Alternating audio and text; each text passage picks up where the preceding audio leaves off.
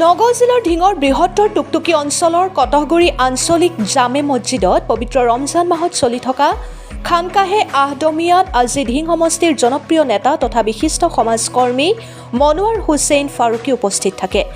সমাজকৰ্মী মনোৱাৰ হুছেইন ফাৰুকী খানকাহে আহমদিয়াৰ 40দিনীয়া এটেকাফত বহা লোকসকলৰ লগত মত বিনিময় কৰি ইফতাৰত অংশ লয়। লগতে হুছেইনে এটেকাফত বহা প্ৰতিগৰাকী মুছলিক আৰবী ৰুমাল টুপি আৰু তছবিৰে সম্বৰ্ধনা জনায়। ঢিং সমষ্টিৰ জনপ্ৰিয় সমাজকৰ্মী মনোৱাৰ হুছেইন ফাৰুকী ৰাইজৰ মাজত থাকি ৰাইজৰ হৈ কাম কৰাটোৱেই তেওঁৰ জীৱনৰ লক্ষ্য বুলি সাংবাদিকক জানিবলৈ দিয়ে। বটদ্ৰৱৰ পৰা ভিডিঅ' জাৰ্নেলিষ্ট মফিদুল ইছলামৰ সহযোগত মজিবুৰ ৰহমানৰ ৰিপৰ্ট, অৰুণোদয় আছাম।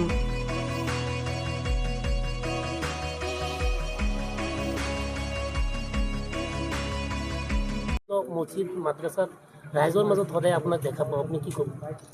আচলতে ৰাইজৰ কাম অলপ কৰি আছোঁ, ৰাইজৰ কাম কৰি ভাল লাগে।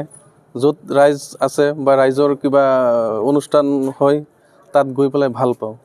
আজি বৃহত্তৰ টুকটুকি অঞ্চলৰ কটহগুৰি আঞ্চলিক জামে মছজিদত আপুনি মত বিনিময় কৰিছে এটেকাফত বহা লোকৰ লগত, কি ক'ব? এইটো খুব ভাল লাগিছে। এনেকুৱা অনুষ্ঠানত গ'লে খুব ভাল লাগে, মনটো পবিত্ৰ হৈ যায়।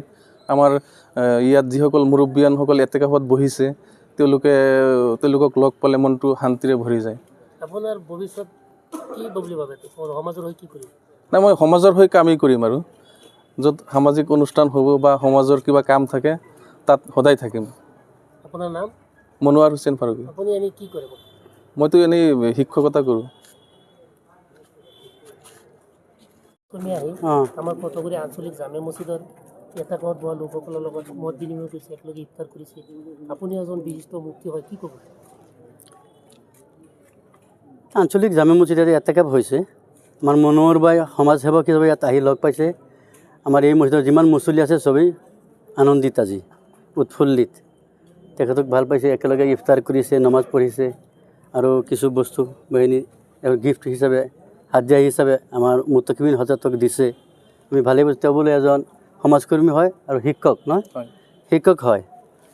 আমাৰ সমাজসেৱক হিচাপে যে শিক্ষক মানুহ আহিব লাগে। আমাৰ যুৱ সমাজক তেওঁ আহ্বান দিছে আৰু কি, ড্ৰাগছ আছে, বিভিন্ন ইছলাম বিৰোধী বস্তুৰ পৰা যাতে বিৰত থাকে।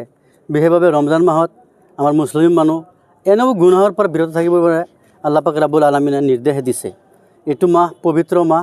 পবিত্ৰ মাহত চবৰ মন পবিত্ৰ হ'ব লাগে, দিল পবিত্ৰ হ'ব লাগে আৰু ভাতৃত্ব ভাৱ আনিব লাগে। সেয়ে আমাৰ ইছলাম ধৰ্মৰ আহ্বান। এইটো মাহৰ জৰিয়তে মানুহৰ ভাতৃত্ববাদ আৰু ৰোজা দি আল্লাহ পাক ৰাব্বুল আলামিনে সেইটো বস্তু প্ৰকাশ কৰিছে। মানুহ 12 ঘণ্টা 14 ঘণ্টা ৰোজা থাকিলে যে খিদা ভোক যিটো অনুভৱ হয় সেইটো ধনী মানুহে অনুভৱ কৰিব পাৰে যে আমাৰ কিমান দুখীয়া মানুহ আছে সমাজত, তেওঁলোকে ভাল বস্তু খাব নোৱাৰে। ভোক থাকিলে কেনেকৈ অনুভৱ হয় সেইটো এটা অনুভৱ ৰোজাৰ জৰিয়া হয় আৰু মন পবিত্ৰ হয়। এইটো সেইকাৰণেই মাহটোৰ নামেই পবিত্ৰ ৰমজান ৰখা হৈছে। ইয়াত 20 তাৰিখৰ পৰা আমাৰ খানকাহত আৰু বেছি মানুহ বহিব, যিটো আখিৰ আশাৰাৰ এটেকাফ বুলি কয়।